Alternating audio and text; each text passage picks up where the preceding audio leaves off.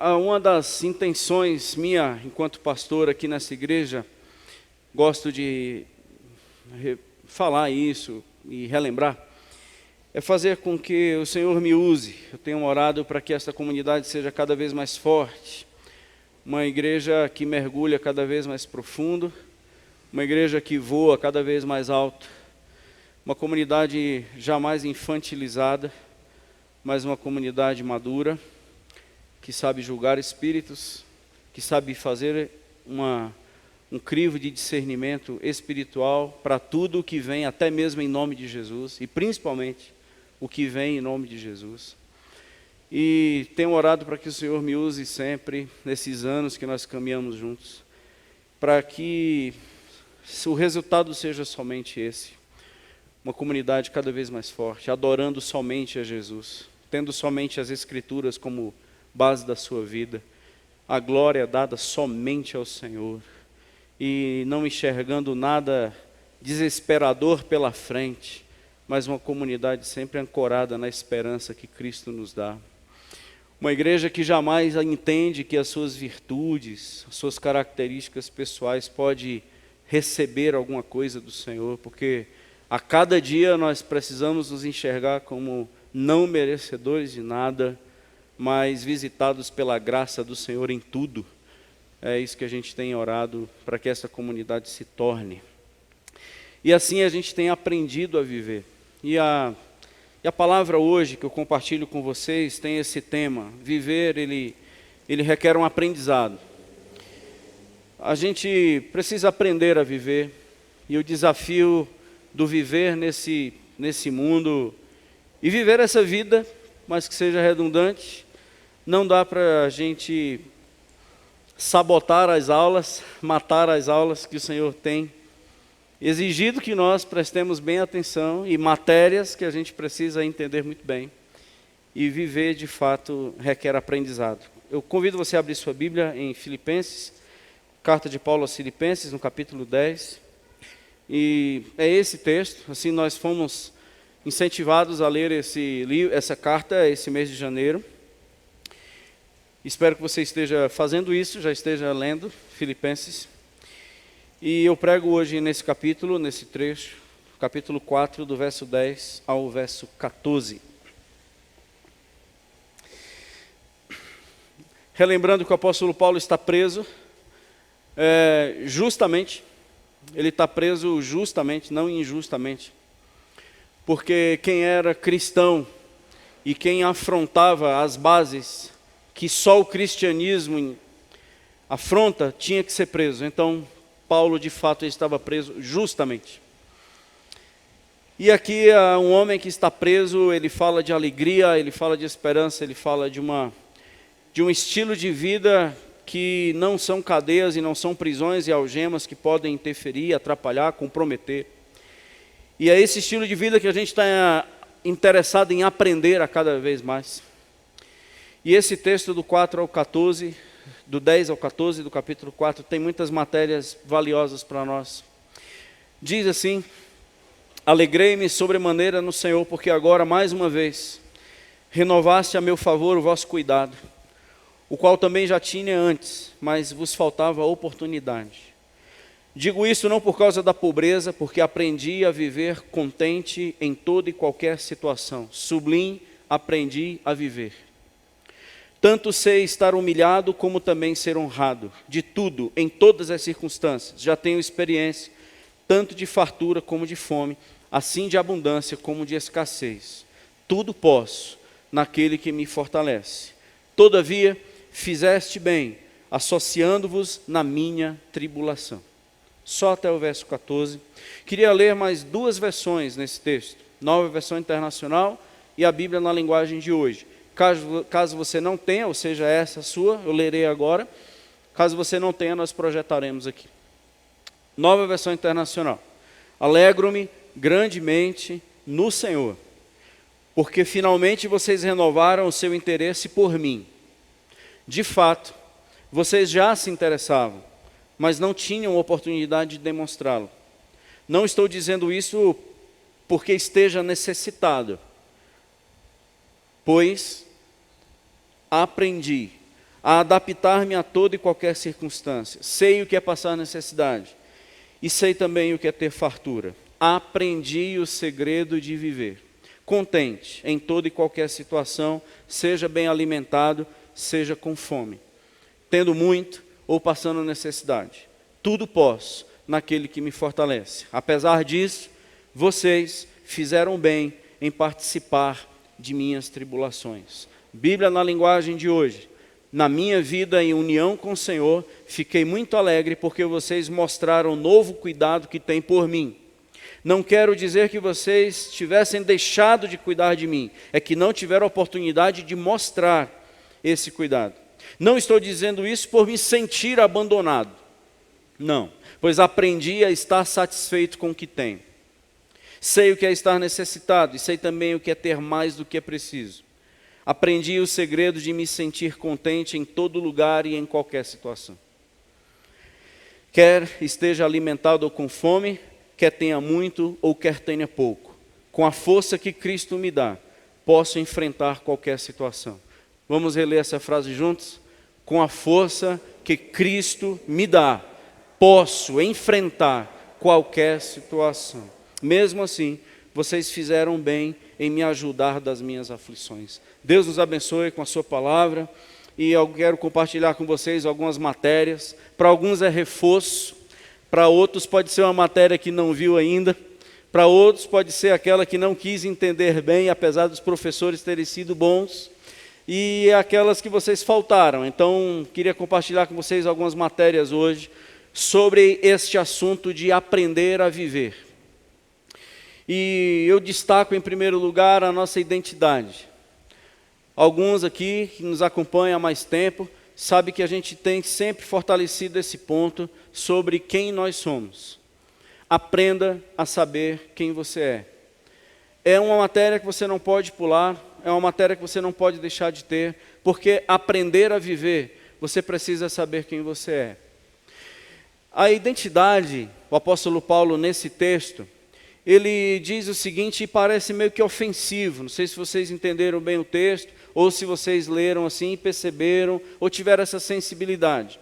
Quando o apóstolo Paulo diz no versículo 10, eu fiquei muito alegre com a oferta que vocês me deram, mas no versículo 11, ele está dizendo assim, bom, mas isso não alterou em nada a minha vida. A oferta que vocês me trouxeram foi uma explosão de alegria, eu fiquei grandemente feliz, mas não em vocês. Eu fiquei feliz no mesmo local que eu sempre estive. Onde? No Senhor. Eu me alegrei não na oferta. Eu me alegrei não no novo momento que eu vou viver. Eu me alegrei mais uma vez no Senhor. Porque de alguma forma Ele mobilizou o coração de vocês para que vocês fizessem chegar até mim uma oferta. E parece que dá vontade de dizer assim, poxa Paulo, a igreja se mobiliza, o pessoal junta uma grana, faz com que chegue até você na cadeia, o pessoal vai te visitar, e você não dá nem um brado assim de muita gratidão. Eu disse, não, eu estou dando, eu fiquei muito alegre. Mas só que eu tenho que ensinar a igreja que eu amo, que a oferta não altera quem eu sou. Eu tenho que deixar muito claro para a igreja que eu amo, esta igreja que está sem o apóstolo Paulo, porque ele está preso, mas continua na sua trajetória, que a oferta não me faz mais ou menos nada. Que a visita na cadeia não me torna mais ou menos. Eu sei quem eu sou. E saber quem eu sou, independe a partir de agora, do que venha a mim, do que chegue a mim. Isso não altera a minha identidade, isso não aumenta e nem diminui. Isso me deixa mais feliz, menos feliz, mas eu sei quem eu sou. Porque estar alegre é uma questão circunstancial, nesse momento. Ser alegre é uma questão de identidade. E o apóstolo Paulo, ele era alegre, apesar das circunstâncias. E o que Paulo diz aqui, a Bíblia na linguagem de hoje, ela tem uma palavra mais forte. O apóstolo Paulo diz assim, eu fiquei feliz pela oferta, mas escuta, eu não sou necessitado.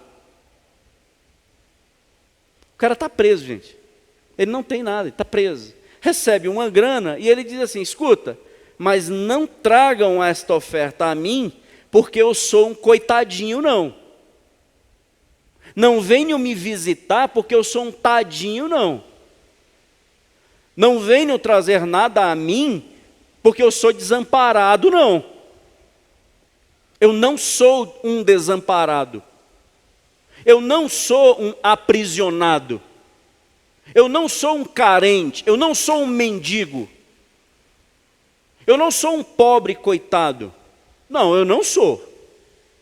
Eu sei muito bem quem eu sou, a despeito de estar preso. E não é a oferta, a visita, a aceitação, a ligação, o interesse, o elogio de vocês que altera a minha vida. Extraordinário. Está aqui o negócio que a gente tem que aprender a viver. Está aqui um estilo de vida que esse aqui eu tenho que aprender. Porque nós não podemos ser os cristãos que dependem de, contanto que, mediante si. Não posso. Eu não posso. Eu não posso ser menos crente porque eu não recebi uma visita pastoral. Eu não posso ser menos feliz porque eu não recebi uma ligação no dia do meu aniversário. Eu não posso. Eu não posso ser menos adorador ao meu Senhor porque alguma coisa me contrariou na igreja. Eu não posso. Porque eu sei quem eu sou em Cristo. Eu tenho que saber quem eu sou. Melhorei com vocês. Inalterou. Obrigado pela oferta. Mas quer dizer que não precisava, Paulo? Eu disse, não, claro que precisava. Versículo 14, eu estou dizendo que precisava. Eu estou dizendo que o versículo 14, eu estou dizendo que vocês fizeram uma coisa muito boa. Mas vocês não trouxeram oferta para um mendigo. Não, não. Vocês entraram numa sociedade de tribulações. Porque vocês fizeram muito bem se associando comigo. Agora a gente montou, foi uma sociedade. Porque vocês agora passam a ser corresponsáveis, co-sofredores, vocês passam a ser coparticipantes dos sofrimentos de Cristo. Parabéns, vocês fizeram uma coisa boa. Porque vocês não trouxeram uma oferta para um mendigo, vocês participaram das tribulações de Cristo. Parabéns, boa sociedade, fizeram bem. Então não é a mim, é ao reino que vocês estão ofertando. Bem, meus irmãos, hoje nós temos uma carência muito grande de sabermos quem somos. Gosto muito de ler esse texto e peço que você me acompanhe em João capítulo 13, por favor. Um episódio que, se você não é familiar com ele, você precisa ser, que é o ambiente do lava-pés. Quando o nosso Senhor Jesus, ele decide lavar os pés dos discípulos. Por favor, se esse texto não é familiar seu, abra sua Bíblia e confira João capítulo 13.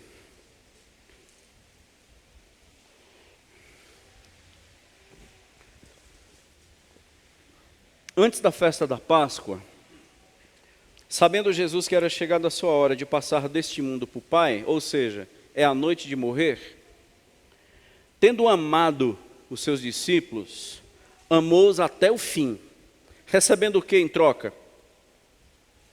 O que os discípulos deram para Jesus em troca? Durante a ceia, tendo já o diabo posto no coração de Judas Iscariotes, filho de Simão, que traísse a Jesus, aqui está a identidade, verso 3. Sabendo este que o Pai tudo lhe confiara às suas mãos, que ele viera de Deus e voltara para Deus, levantou-se da ceia, pegou uma toalha, uma vestimenta, tirou o que estava de cima, no verso 5, pegou uma bacia e começou a lavar os pés dos discípulos. Deixa eu contar um segredo. Lavar pé do outro, sem saber quem é farsa. É perigoso. É negócio. É frustrante. A gente só lava o pé do outro sabendo o nosso valor, de onde viemos e para onde iremos. Jesus, sabendo que tudo o Pai já confiava em suas mãos, valor. Jesus, sabendo que ele viera de Deus, origem, voltava para Deus, destino, ele agora começou a lavar o pé dos discípulos. E sabe de quem ele lavou o pé? Do capeta. Durma com essa. Jesus lavou o pé de Satanás. Porque aqui no versículo 2 diz que o diabo, ele pôs no coração de Judas Iscariotes de trair Jesus. E não sei se você sabe, lá no versículo 26, Satanás, ele já entra em Judas. Não sei se você sabe que verso 27, verso 26, 27, quando Jesus dá um pão molhado ao Judas, no verso 27, imediatamente Judas fica possesso. Se eu soubesse que alguém estava sob o domínio de Satanás, iria me trair nesta noite, iria ser possesso por Satanás, por opção, você lavaria o pé dele? Você lavaria o pé de um amigo que sempre disse que estaria ao seu lado, pudesse vir o que viesse, ele não te abandonaria. Você lavaria o pé desse amigo, você sabendo que nesta noite, quando você for preso e abandonado, as pessoas perguntarão ao teu amigo, dizendo, você o conhece? Ele disse, nunca vi. Você andou com ele? Ele disse, eu não. Você é um dos dele? Ele disse, jamais, nem vi esse homem na minha vida. Você lavaria o pé deste homem? Você lavaria o pé dos outros 10, que você pediu para que orassem por você? Você sabe que daqui a pouquinho, num momento de profunda angústia, você pedirão a esses discípulos, orem por mim, e eles não orarão, eles vão dormir. Você lavaria os pés dessa turma? Pois é, a gente só não lava quando a gente não sabe quem nós somos, porque a gente só lava o pé daqueles que nos definem. A gente só é bênção para quem nos abençoa. A gente só consegue responder de uma forma positiva para quem merece. Quem não merece na nossa ótica, na nossa partida, na nossa linha de reflexão, na nossa fé, no nosso cristianismo muito maduro, a gente não abençoa todo mundo, não. Pois é, amigo, a questão é que o Evangelho diz para você lavar o pé de Satanás.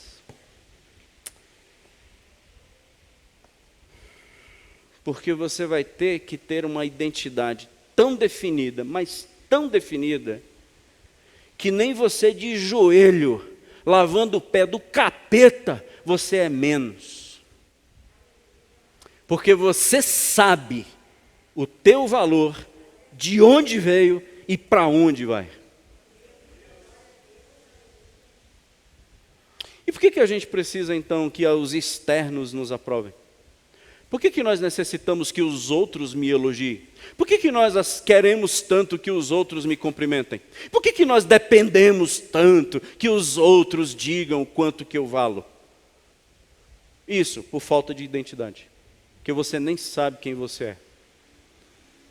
Case com alguém que não sabe quem essa pessoa é. Casa com essa pessoa, você vai se meter numa encrenca. Casa com alguém que ainda não sabe quem ele é, casa. E está colocando no casamento uma esperança de que isso aqui te dê identidade. Casa com essa pessoa. Vai tornar você um ídolo ou vai tornar você um escravo. Casal que não tem filhos e entende que só filho vai fazer com que eles sejam e tenham valor. Deus o livre que um filho chegue para um casal desse. Porque não é filho que dá identidade a pai e mãe. Não é homem que dá identidade à mulher e não é mulher que dá identidade a marido. É um Cristo vivo e verdadeiro que diz o meu valor, de onde eu vim para onde eu vou. Agora você está pronto para viver.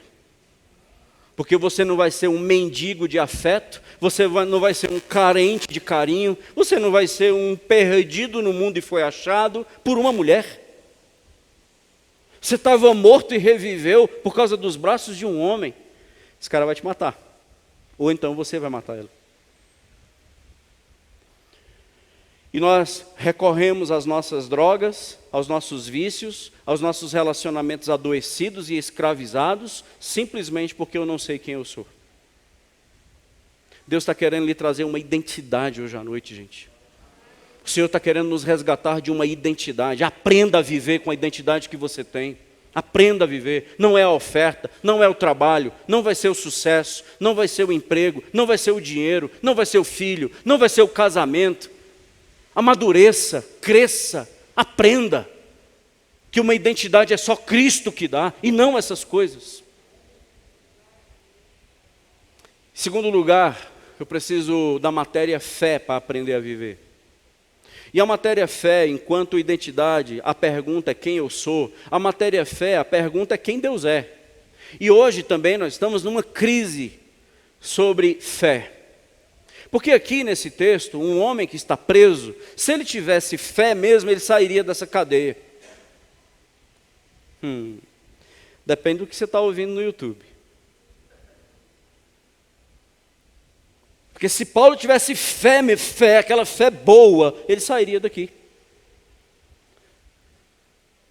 Então João Batista morreu decapitado porque ele não teve uma fé boa.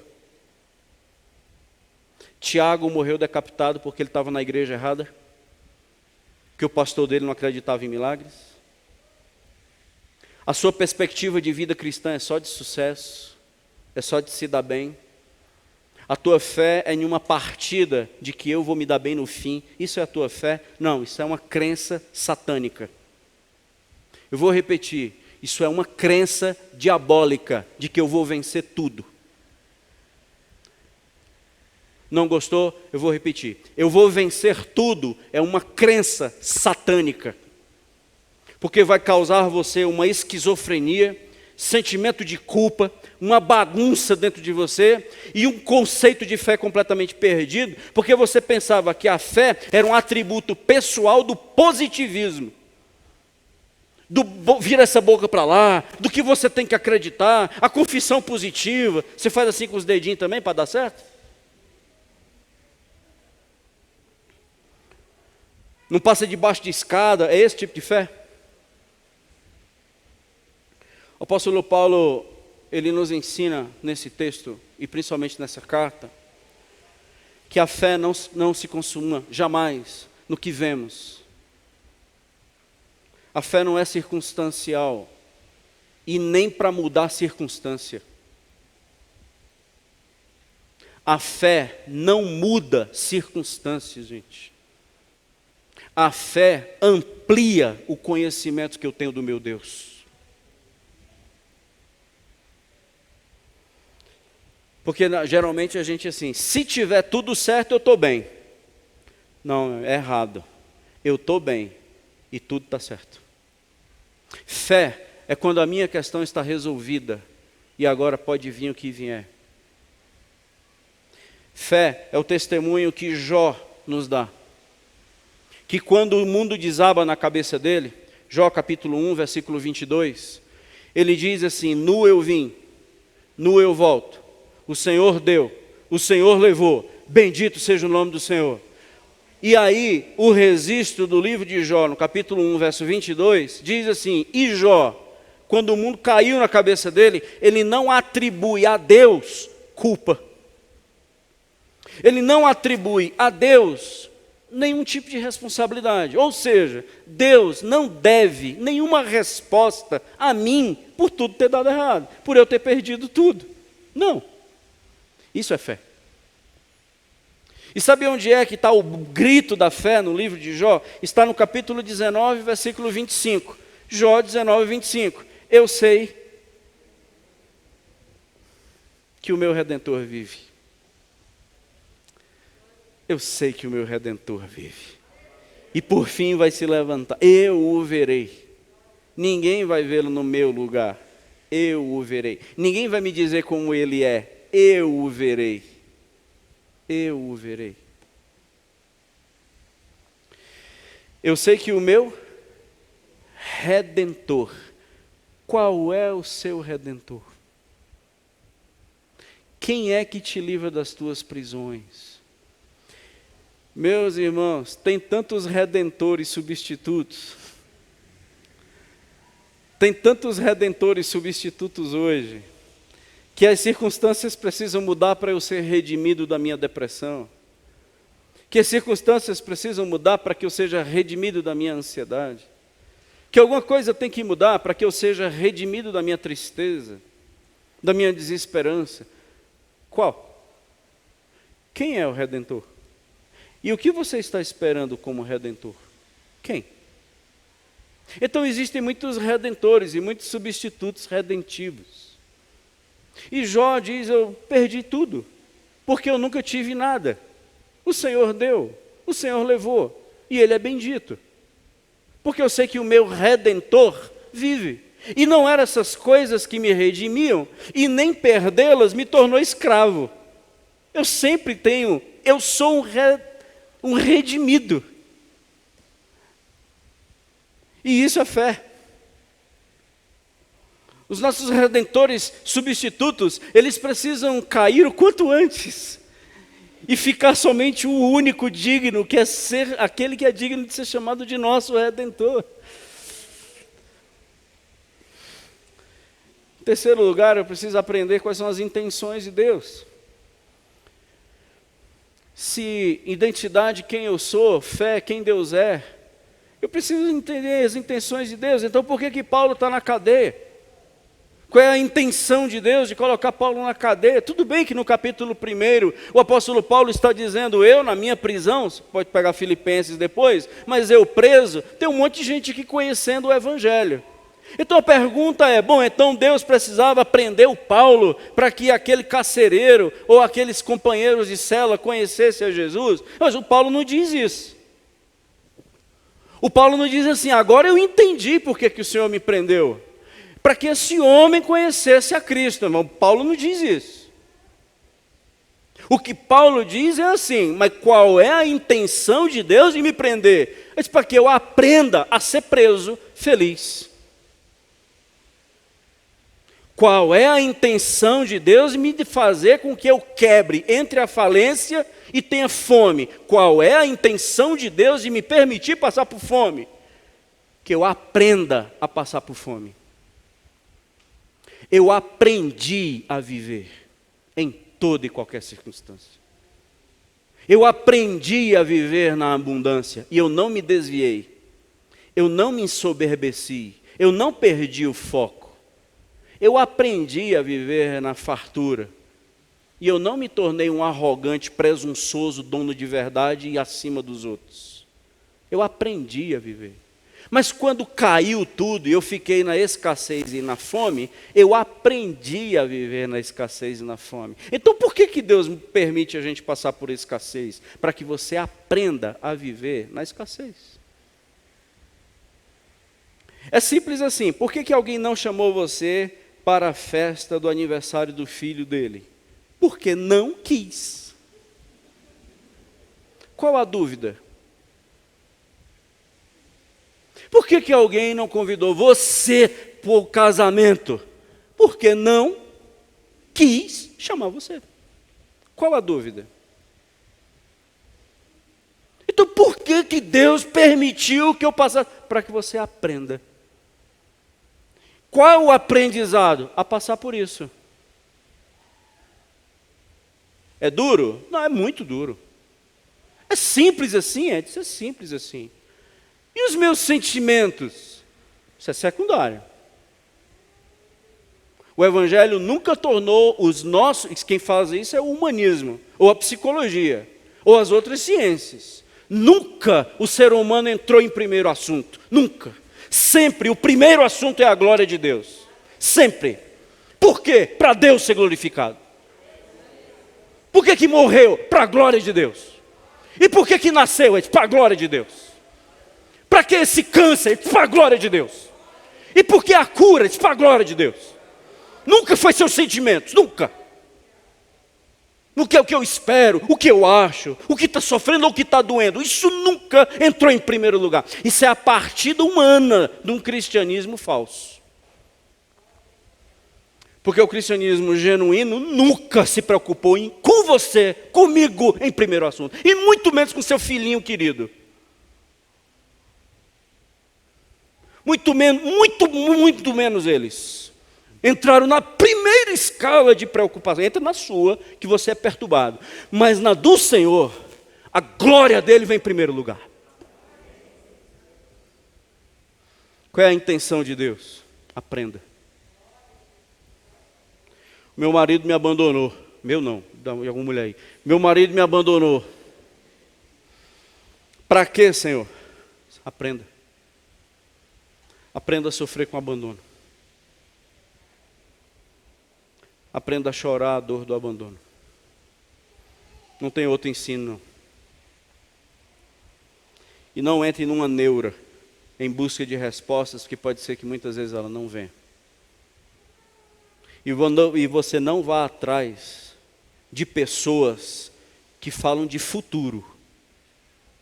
Membros da Nova Vida, vocês vão prestar contas no juízo. Não porque eu sou ciumentinho, não. Mas um papo reto. Vocês vão prestar contas no juízo. Se vocês forem atrás de irmãos e irmãs que profetizam sobre futuro. Vocês vão prestar contas no juízo de andar em busca dessas coisas. Porque o cristão, ele não se preocupa mais com o seu amanhã, não. Isso não é mais condição para ter um hoje tranquilo. Isso não é condição. Isso é pecado. Agouro é pecado. Se o Senhor quiser trazer alguma coisa a mim sobre o amanhã, Deus fará isso. Mas nunca eu ir em busca por uma angústia, por uma luta, por uma resposta. Não. Um cristão nunca fez isso. Porque ele sabe quem é. Ele sabe quem é o seu Deus. E ele não tem dúvida sobre as intenções de Deus em todas as circunstâncias. Para que eu aprenda. Na tribulação, queridos, a gente testemunha. Na tribulação a gente dá testemunho. Na tribulação a gente adora. Na tribulação a gente que diz que o nosso Redentor vive. Eu sei andar na escassez, eu sei andar na fartura.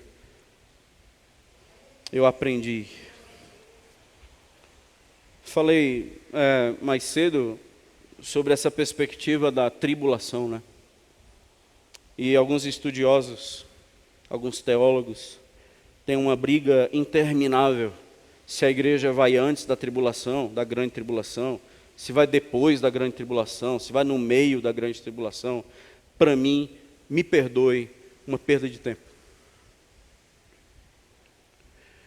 Porque não importa, em nenhum quesito, importa para nós, se a igreja sobe antes da tribulação, depois da tribulação, no meio da tribulação. Isso é coisa de criança. O que importa é em quem eu vivo. Aí, amigo, em quem eu vivo, seja antes, depois ou no meio, isso não altera. Deixa eu te perguntar uma coisa, o apóstolo Paulo já morreu, ele passou pela tribulação? Não é? Lê 1 Coríntios para você ver. Aliás, lê 2 Coríntios 2,8. Sabe o que o apóstolo Paulo fala em 2 Coríntios 1,8? Ele diz assim, eu passei por tribulações que eu tive vontade de desistir da vida. Pergunta ao apóstolo Paulo se ele não passou por tribulação. E você e eu, nós já passamos por tribulações nesta vida, que se não fosse o Senhor, nós não estaríamos aqui. Você está querendo um aspecto escatológico e perdendo um Senhor de vista hoje. Quem passou 5 anos gemendo em leitos de hospital, pergunta a ele se ele não passou pela tribulação. Tenha coragem de dizer para um homem que passou 5 anos gemendo em cima de uma cama, que ele não passou pela tribulação, não. Tribulação está, é por vir. Fala isso para ele, fala isso para a mulher dele, fala isso para os filhos dele. Fala para uma mãe que sepultou um filho prematuramente, que ela ainda não passou pela tribulação, fala para ela. Fala para um pai que vê o seu filho hoje nas drogas, pergunta para ele se ele está preparado para a tribulação. Pergunta. coisa de infância. A nossa tribulação é hoje. A nossa tribulação é agora. A nossa grande tribulação é o dia de hoje.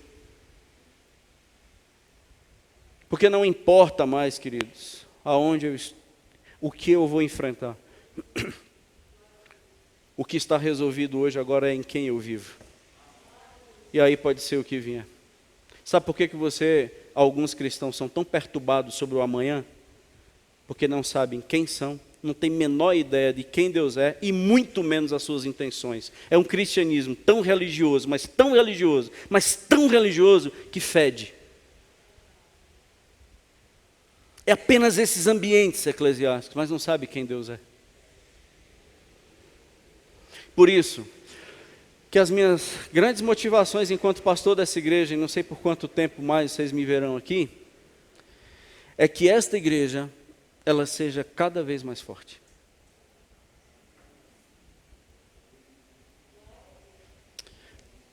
A gente vai atravessar qualquer tribulação, gente. Nós passamos por uma pandemia agora. Sabe o que é que está por vir? Deixa eu te perguntar uma coisa, você acha que vai melhorar? Aleluia. Ninguém está esperando melhora não, né, gente? Você está esperando um normal amanhã? Bom, eu não sou muito pessimista, eu sou mais bíblico. E Bíblia não diz que vai melhorar, não. Está preparado por que está por vir? Você está preparando os seus filhos por o que está por vir? Porque não vai melhorar. Vira essa boca para lá, pastor. Eu te viro. Não vai melhorar. Mas se você quiser acreditar que vai melhorar, amém. Manda bala. Então não é mais uma questão escatológica, não é uma questão teológica, é uma questão lógica. O ser humano não está melhorando, gente boa.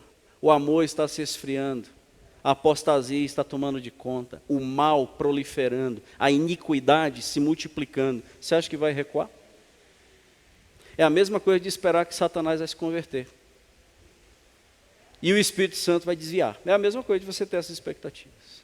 Pai, o Espírito Santo desviou, Jesus desistiu de vir e Satanás se converteu. Pronto, se você esperar que essas coisas são possíveis de acontecer, você então espere um mundo melhor amanhã. Na minha visão, na responsabilidade que eu ocupo hoje nesse púlpito, eu digo para você, se prepare para as grandes tribulações que estão por vir. E a pergunta que você tem que fazer é, em quem eu estou? Em quem eu estou?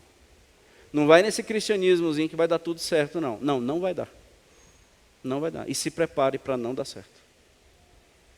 Se for abundância, louvado seja o Senhor.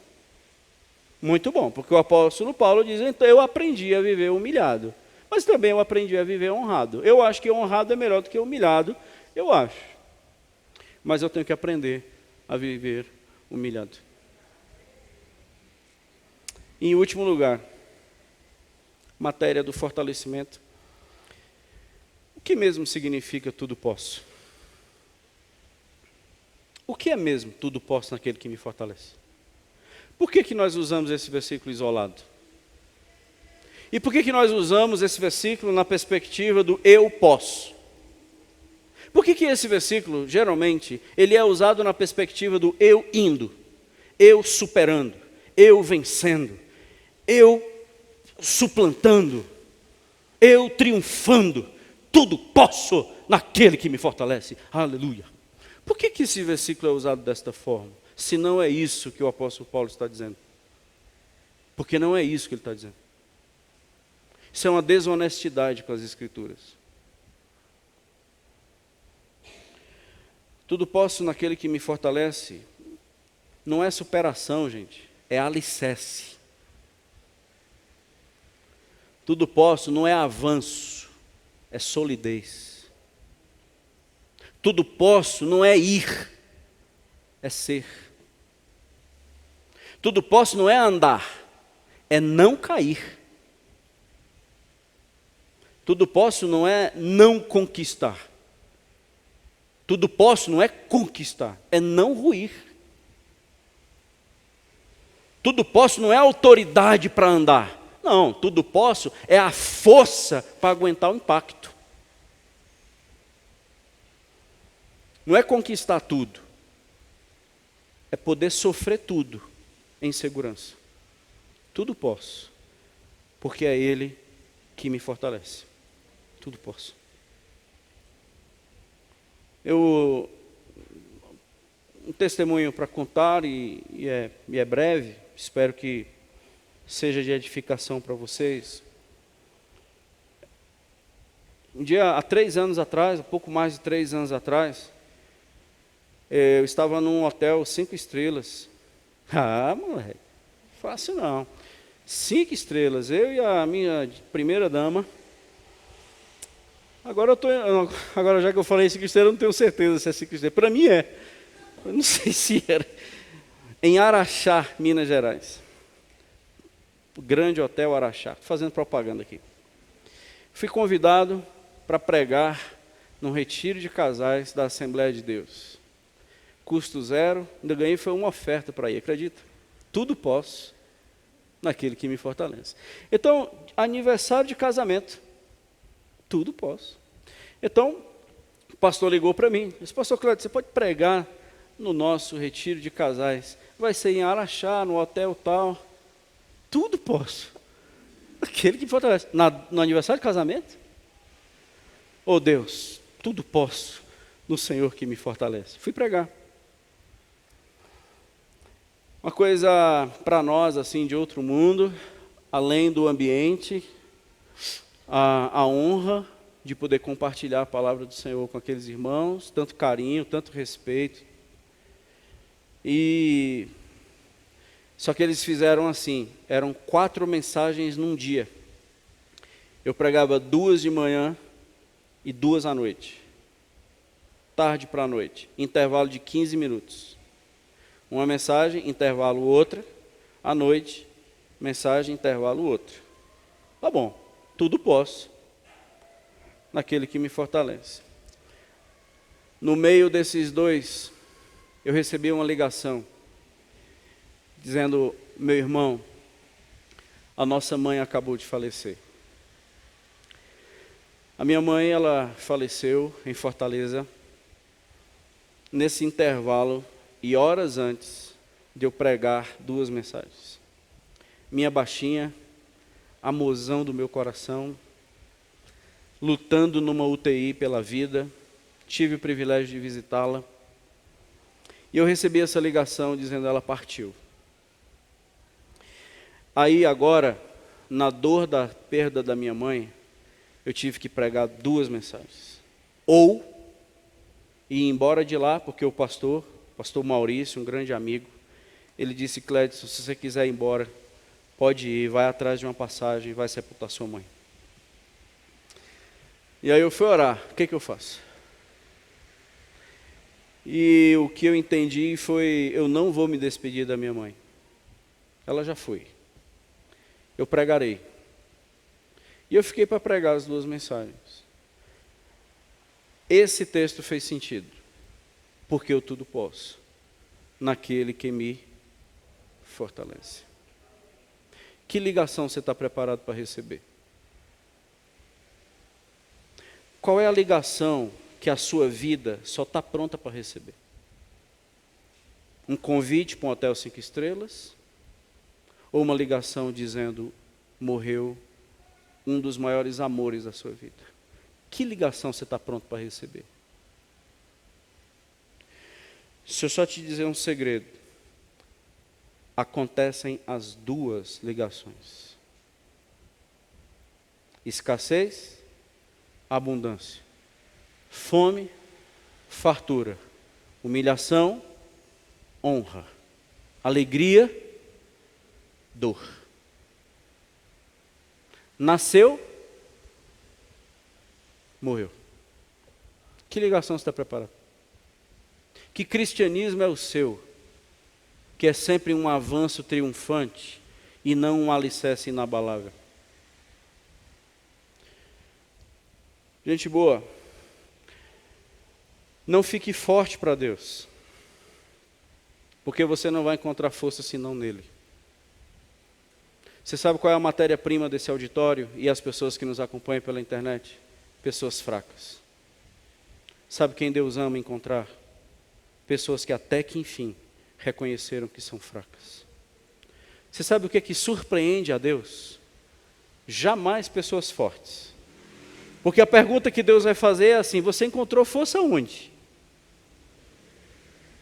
Já mentiu. Então o que Deus espera encontrar em nós são pessoas fracas, a matéria-prima da lágrima, e dizer até que enfim, você reconhece que você depende de mim, até que enfim. Não é a sua oração, não são os seus cânticos, não é a sua igreja, não é a sua história cristã, de onde você se batizou, é aonde você está hoje, se você está em mim, porque só eu posso fortalecer você em tudo que você vier a passar. E você sabe, e eu sei, como é que nós estamos hoje à noite. Com os nossos redentores substitutos, com desconhecimento de um Deus que não nos assombra mais, com uma falta de uma identidade que a gente não consegue mais se reencontrar no espelho, que se Deus tirar alguma coisa de mim, possivelmente eu me suicido. Se Deus tirar alguma pessoa de mim, possivelmente eu não tenho mais razão para viver. Uma pessoa mórbida, uma pessoa dependente, uma pessoa doente, exatamente por uma identidade que nunca teve. De um Deus que nunca conheceu, das suas intenções que nunca aceitou, e de um tudo posso que nunca entendeu. E Deus está chamando a gente hoje à noite para um tempo de decisão. E o Senhor está nos chamando para um novo tempo com Ele. E sabe o que é que Ele está nos dizendo hoje? Aprenda a viver. Você ainda não aprendeu a viver. Deus nos abençoe em nome de Jesus. Se nós estamos falando de vida, aprender a viver, só no Evangelho de João, veja quantas referências Jesus faz a Ele enquanto autor da vida. Olha só em João 1,4, não foi Jesus que falou, mas cita dele, a vida estava nele. E a vida era a luz dos homens. Ou seja, Jesus é quem ilumina todos os ambientes da história. João 3,16, que Deus amou ao mundo de tal maneira, deu seu Filho unigênito, para que todo aquele que nele crê não pereça, mas tenha vida. 6,51, Jesus diz: eu sou o pão vivo que desceu do céu. Se alguém dele comer, viverá eternamente. Eu sou o pão vivo. João 8,12, Jesus lhe falava: eu sou a luz do mundo. Quem me segue não andará nas trevas, pelo contrário, terá a luz da vida. João 10,10, eu vim para que tenham vida e vida em abundância. João 11,25, eu sou a ressurreição e a vida. Aquele que crê em mim, ainda que morra, viverá. João 14,6, eu sou o caminho, a verdade e a vida. Por isso que a gente encerra esse culto, Mateus 11:29, dizendo: tomai sobre vós o meu jugo e aprenda de mim, porque eu sou manso e humilde de coração, e achareis descanso para a sua alma. Eu acho que verdade sem paixão, a Bíblia, assim, se a gente falar da Bíblia sem paixão, vira um legalismo, vira uma frieza, um crente frio, legalista. É verdade, só que não tem paixão. Quando a gente tem paixão, mas não tem verdade, a gente vira um maluco, crendo em tudo, comendo de tudo. É loucura. Que a sua vida com o Senhor seja ancorada na verdade, cheia de paixão. Um cristianismo empolgante, Um evangelho que nos arranca brados de louvor de dentro do nosso coração. Não uma religião fria sem vida, mas um cristianismo vivo, cheio de encanto, capaz de fazer com que a gente chore, capaz de fazer com que a gente festeje, verdade e paixão.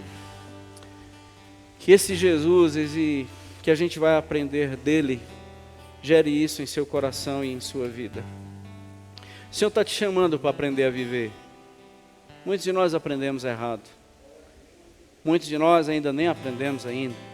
Ainda somos crianças mimadas, meninos mal educados. Aprenda a viver.